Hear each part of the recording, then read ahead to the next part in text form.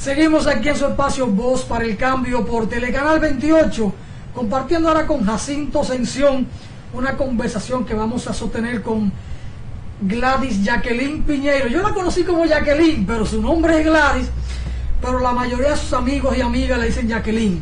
Así que vamos a conversar con Jacqueline Piñeiro sobre un tema que Jacinto trata mucho, el tema de los niños, las niñas, los adolescentes, y dentro de ese tema así general hay algo en particular: las violaciones de las niñas, de los niños. ¿Cuál es la experiencia que Jacqueline tiene en este sentido de lo que ha estado pasando en la República Dominicana en los últimos 20 años, 25 años? No quiero sacar cuenta de años ni cosas de esas, pero yo conocí a Jacqueline año 90, 91, trabajando en el aspecto legal, defensa de derechos humanos, de grupos vulnerables. Ella se ha quedado sistematizando experiencia, conocimiento y asistiendo a sectores vulnerables en esta materia desde el campo del derecho. Así que, Jacinto, vamos a conversar con Jacqueline sobre estos temas. ¿Cuál es la experiencia, Jacqueline, en esto? Porque muchas veces hay violaciones o son violaciones y algunos comunicadores, alguna gente en la sociedad hablan de relaciones sexuales entre un adulto y un adolescente cuando lo que hay es un acto de violencia y de violación como tal. A ver, ¿por dónde andamos, Jacqueline? No me acostumbro a Gladys, ¿eh? Sí. Bueno, pues muchas gracias por invitarme a su programa, y realmente es un tema que se viene repitiendo hace más de 20 años. Venimos hablando de que entre un adulto y un menor de edad no puede haber relación sexual. Hay o agresión sexual, o abuso sexual, o violación sexual. Entonces, lo primero es que hay que estar claro en eso. La edad va a determinar si, porque cuando hablamos de relación, hay de manera consuetudinaria, si se quiere, no consuetudinaria, sino de manera en costumbre, si se quiere, hay una especie de consentimiento entre las partes. Se parte como de una especie de contrato en donde yo tengo una relación con un adulto y un adulto conmigo, que soy otra adulta. Entonces, eso, su fundamento, su base es que hay una especie de contrato, de consentimiento entre las partes. Pero cuando hablamos de un niño, niña o adolescente, no puede hablarse de consentimiento, no puede hablarse de que hay una especie de contrato entre esas dos partes. Entonces, es lo primero que hay que desmontar en todo esto, que vamos a ver que los comunicadores, cuando hay un tipo de abuso o de violación sexual, parten de que hay una relación sexual. No podemos hablar que entre un adulto y un niño, niña o adolescente puede haber una relación sexual. Hay agresión, abuso o violación sexual. Y fíjate que hablo de tres conceptos distintos, tres conceptos que la ley 2497 nos va a definir. Porque cuando hay agresión sexual, no va a haber lo que va a definir la violación, que es la penetración. La penetración, que antes hablábamos de que la penetración única y exclusivamente tenía que ser de manera natural. Cuando la ley 2497 ya se aprueba, puede ser violación la que se produce por cualquiera de los elementos que se utilizan para penetrar. Puede ser la boca, puede ser anal o puede ser vaginal. Y esto es importante que lo aclaremos, porque cuando empezamos, Alfonso, a ejercer el derecho, no existía violación a niños o a hombres, porque la violación tenía que ser de manera natural. Imagínate, un código muy machista, un código que nosotros estuvimos trabajando, código penal, que nos legaron desde la herencia de los códigos napoleónicos. Pues entonces un hombre jamás podía ser violado. Entonces es importante que hagamos este corte, porque a partir de la ley 2497, en el año 97, ya se toma en cuenta esto. ¿Y saben por qué se tomó muy en cuenta este elemento? Porque en los años 80 y principios de los 90 hubieron muchas violaciones a niñas. La familia tuvo mucho cuidado con las niñas. Entonces se volcó una gran ola de violación a los niños. Un caso particular en esto de la violación, escúcheme Jacinto, es que entra mucho el factor confianza, porque se da la violación fundamentalmente padre, padrastro, tío, un hermano o un hermanastro, cosas como esta, gente como que está en la misma casa, y son los casos más conocidos. No quiere decir que otros casos de un particular no se dé en un barrio, en una comunidad, pero ahí el elemento de confianza como que entra mucho en juego en las violaciones. Es muy importante, una de las características básicas de la violación a niños, niñas, adolescentes es que del 60 al 70% ocurre al interior de la familia. Y la que no ocurre al interior de la familia ocurre por una persona con autoridad sobre ello. O sea, es una persona que puede ser el profesor de deporte, profesor de la casa, puede ser el pastor o puede ser el sacerdote. ¿Por qué? Porque es una persona que tiene autoridad sobre ese niño o niña adolescente. En ese proceso de construcción del ser humano... Ha habido casos de abuelos incluso que vieron de abuelos, tíos, primos, que llevan una diferencia de edad notable. ¿Por qué? Socialmente tú vas construyéndote y entonces ese niño o esa niña no tiene los elementos que tiene el adulto. Cuando yo doy los talleres, hay uno de los elementos que apuntalo para que las personas, si se quiera, pueda aterrizar. Y es que el adulto tiende mucho a decir que el niño y la niña nacen sabiendo sexualmente. Y yo les pregunto, la primera vez que usted besó, ¿usted sabía besar? ¿Y a qué hora besaste?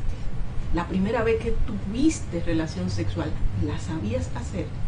Porque una cosa es la respuesta biológica natural que se te va a dar siempre, que va a tener la persona, quiera o no, pero como persona, tú puedes tener la necesidad, pero no tiene la cultura sexual.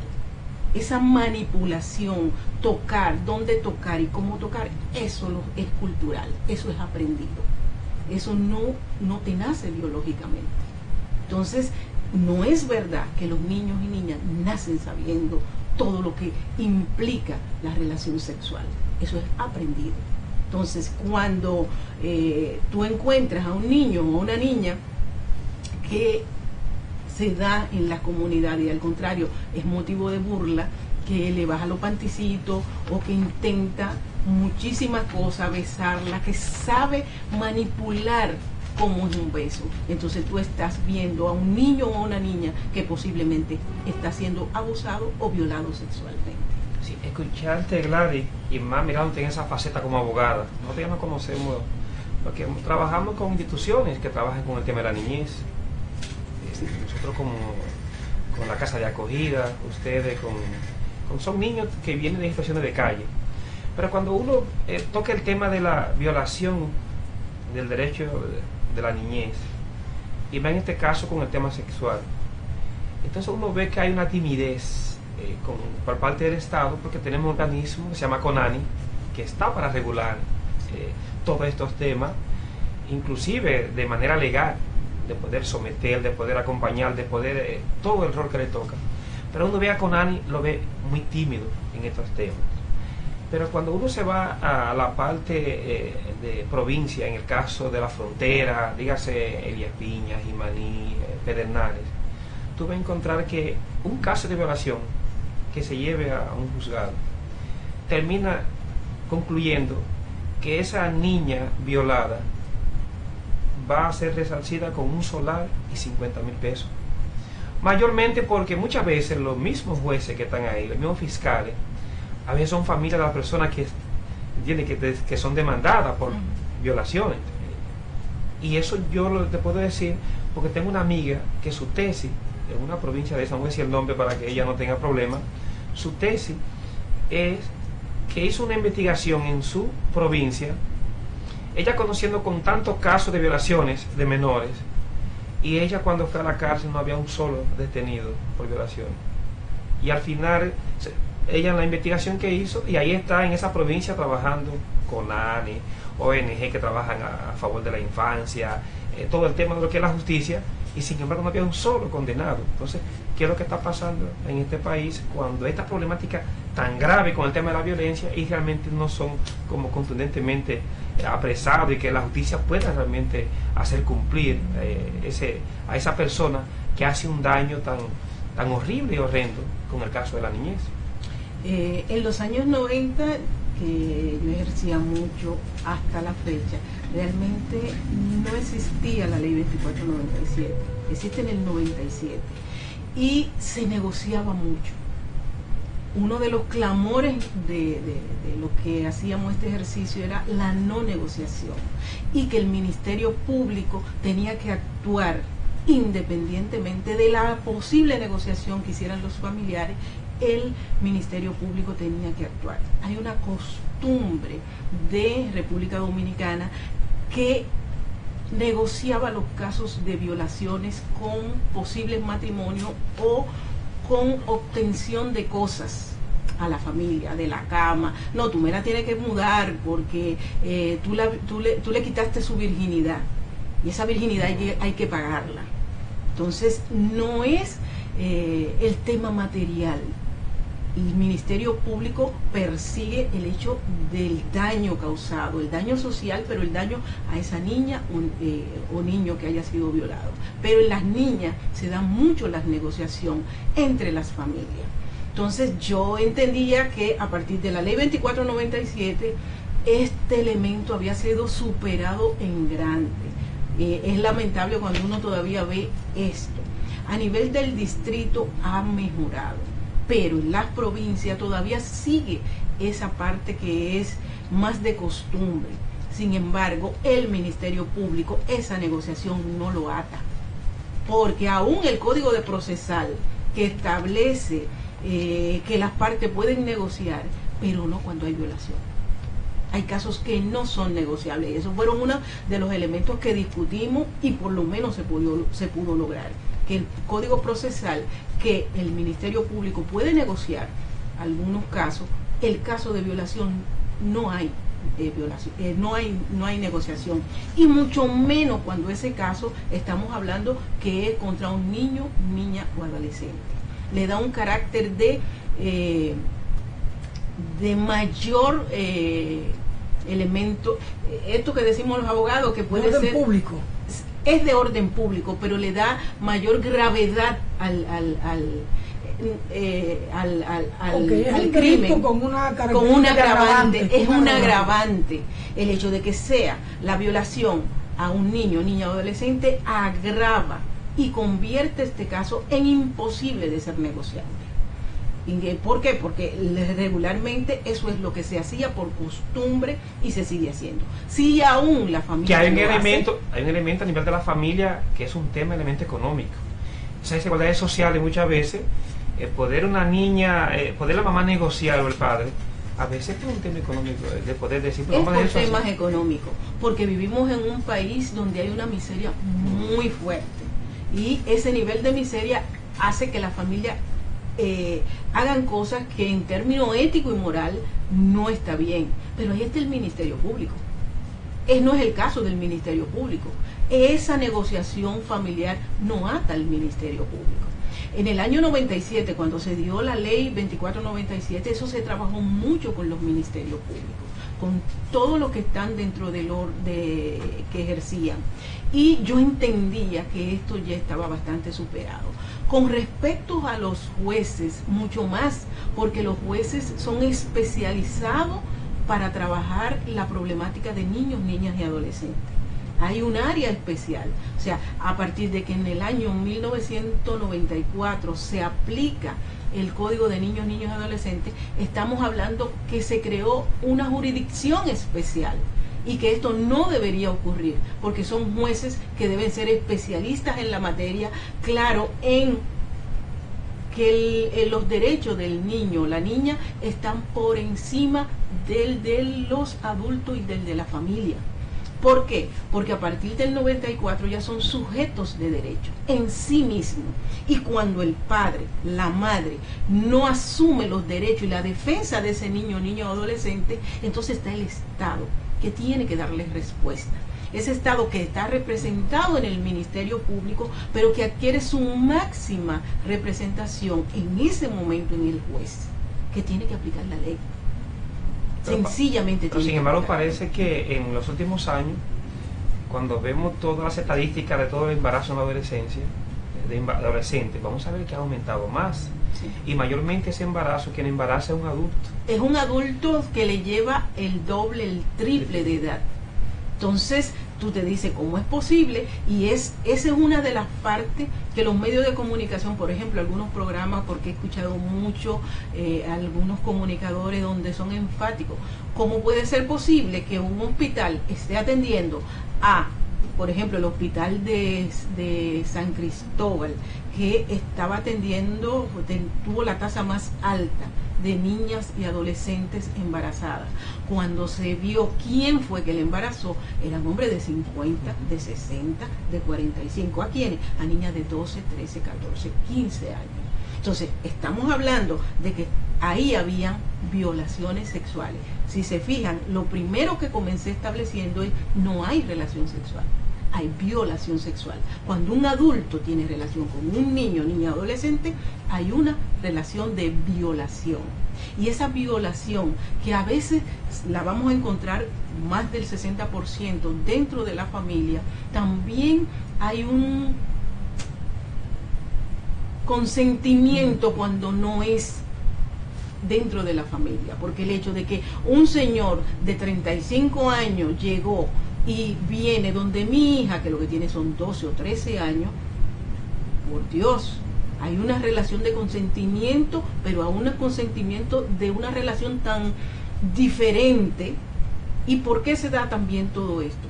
Porque nosotros, los dominicanos y dominicanas, no tenemos lo que deberíamos tener en la currícula, que es que tuviesen educación sexual, que sepan qué significa una relación sexual, que sepan qué significa tener una relación de pareja. Y la mayoría de nuestros niños, niñas y adolescentes aprenden esto, pero no lo aprenden de los educadores, de personas formadas para instruirle de qué significa tener una relación sexual, qué significa todo esto. Parte de los talleres que yo doy, que a veces lo doy con niños, trabajando todo lo de la prevención, porque a veces te dicen no tocar las partes, no te dejes tocar las partes íntimas, y tú comienzas indicándole a los niños cuáles son sus partes íntimas. Sin embargo, en todo el trabajar, este trabajo con los niños, niñas, adolescentes, te das cuenta que no solamente es tocar, hay miradas que hacen daño, que mirar a un niño, niña, adolescente. ¿Y por qué? Y una de las cosas que le digo, cuando la mirada le molesta, entonces porque le está mandando un mensaje nocivo, y ya entonces deben dar voz de alerta. ¿A quién? A su padre, a su madre, o al adulto que ustedes se sientan más protegidos. Hay mirada que no es mirada sana, son miradas dañinas, y los niños lo sienten. Entonces tú tienes que despertarles también que eso que ellos están sintiendo cuando la mirada es así, es porque hay un instinto natural de conservación que le indica que algo no está bien. Entonces tiene que saber que ese mensaje que le está mandando su cuerpo es porque ese mensaje le está indicando que hay algo que no está bien. Hay veces que dicen, bueno, que le toque la cabeza no es nada. Yo le decía, o le digo a los niños, está bien, un toque de la cabeza no es nada, pero ¿cuál toque no es nada? Porque aún tocándote la cabeza puede ser un toque que quiera sacar de ti algo que no es sano. Y cuando tú trabajas eso con un niño de 4 y 5 años, casi siempre que voy a una escuela a trabajar con ellos, cuando termino le digo a la directora, a la profesora, ese niño y esa niña, observen. Porque con solo decir ese tipo de cosas, hay uno que baja la cabeza, hay otro que se pone, y eso te va dando indicador si ese niño, si esa niña, de una forma u otra, está siendo abusado o agredido sexualmente. Eso tiene que trabajarse desde la escuela. ¿Y desde cuándo? Desde siempre. porque el niño desde niño, es más, desde que está muy pequeño, hay un instinto natural de conservación que tu cuerpo lo indica. Y eso hay que despertárselo, porque está ahí. Es que sepan, es que sean conscientes de que ese mensaje que le está mandando su cuerpo, es porque esa persona está mandando un mensaje no sano. Doctora, en la práctica uno se encuentra con el hecho de que cuando se hace público el momento, la situación o el proceso, van 4, 5, 7 años en que esa violación viene caminando.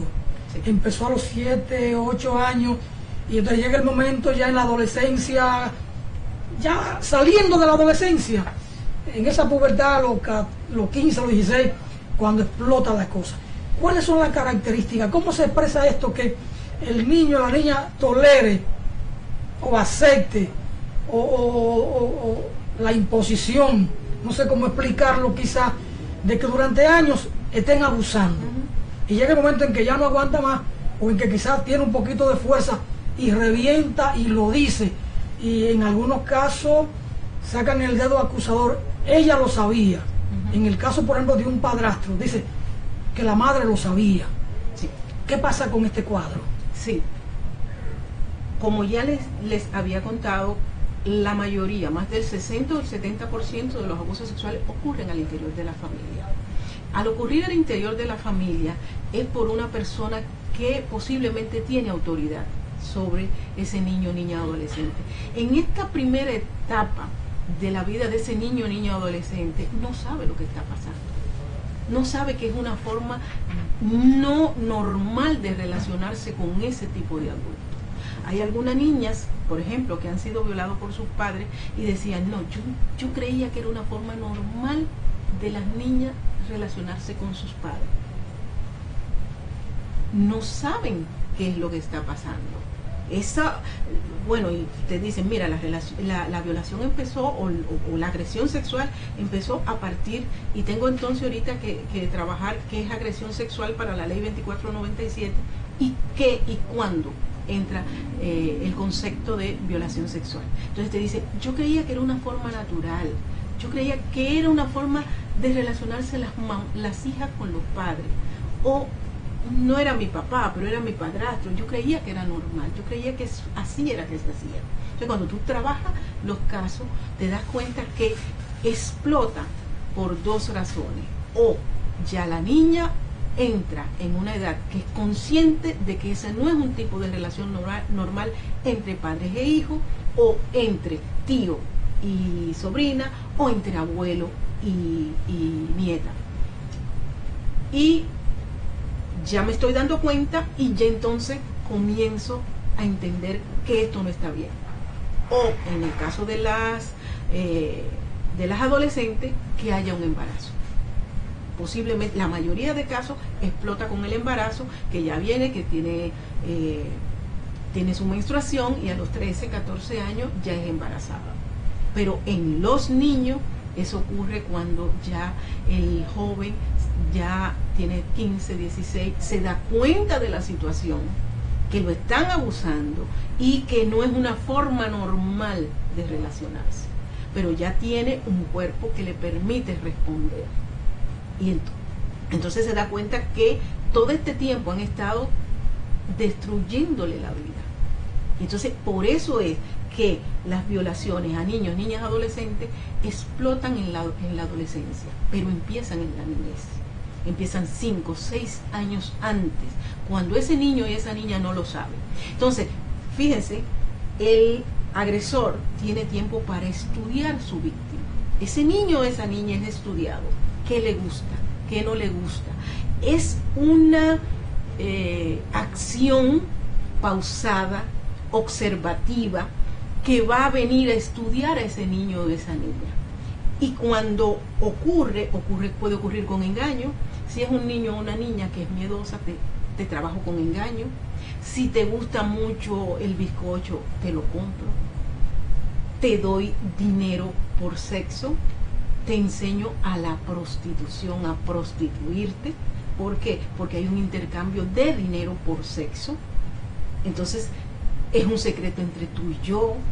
Si tú, cuando ya comienza ese niño o esa niña a tener conciencia, entonces de ese engaño, de te compro, de te estoy manipulando, va subiendo a, entonces, a la amenaza.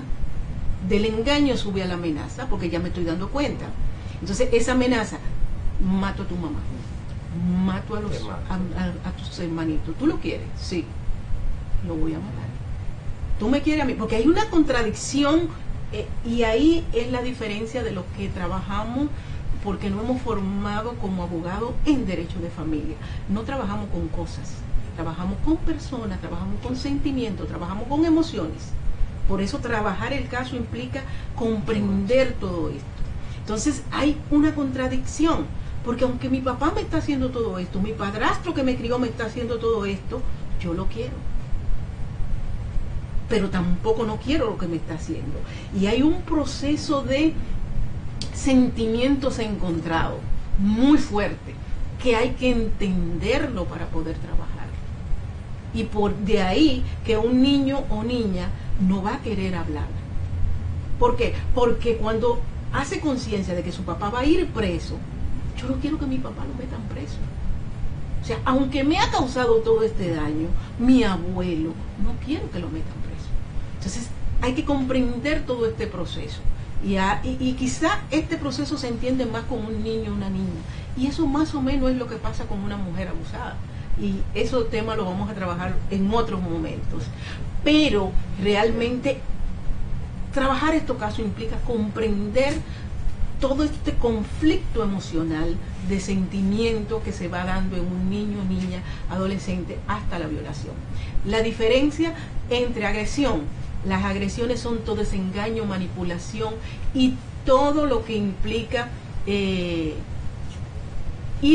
trabajando sexualmente al niño o a la niña, pero cuidándose de la penetración. La violación empieza conceptualmente, legalmente, cuando se da la penetración por cualquiera de los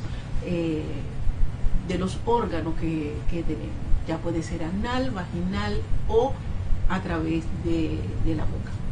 Bueno, doctora Gladys, ya el tiempo se nos agotó. Un tema tan interesante, así que hay que hablar con don Alfonso a ver cómo en otro momento seguimos trabajando esta temática, porque es importante, y más en una sociedad como la que tenemos, con tantas violaciones que están surgiendo, que ha aumentado, pero que al mismo tiempo todo eso ha pasado por la misma falta de formación, educación sexual, que la gente no conoce sus derechos, las leyes, y nosotros como comunicadores, como abogados, estamos obligados realmente a que estos temas se traten cada día más, se tome conciencia, y sobre todo aquellas personas adultas que están abusando de estos niños realmente puedan tener su consecuencia, que estar preso en la cárcel. Así que darte las gracias por participar en este espacio que es tuyo, y nada, amigo, así que hasta la próxima.